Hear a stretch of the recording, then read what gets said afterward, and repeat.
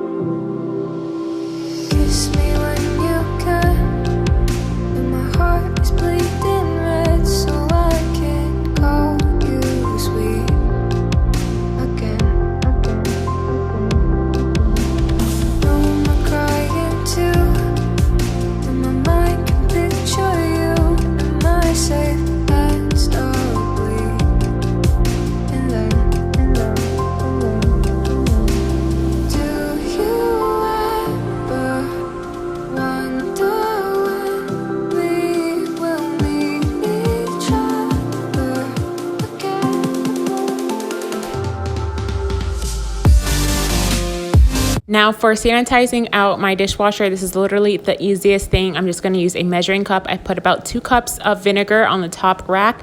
Then I took some baking soda, did not measure that out. I just sprinkled a bunch of baking soda on the bottom and let that run on the highest cycle. All right, you guys, and this is the after on how my oven is looking. I wouldn't say it was completely perfect. I probably will have to go in and scrub it one more time just because I have not cleaned it out in so long.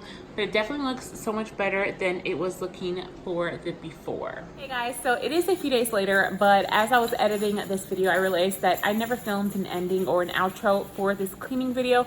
So I just want to quickly jump on here to close it out. Hopefully you guys found some motivation from today's kitchen deep clean with me. Maybe if you guys didn't already know how to clean and sanitize the inside of your dishwasher and your oven, maybe you guys found some tips from watching today's kitchen deep clean with me. As always, I just want to say thank you so much for watching today's video. If you enjoyed it, remember to give it a thumbs up. Also subscribe and turn on your notification bell if you have not already. I would love to have you be a part of my YouTube family, and I'll see you guys next time. Bye.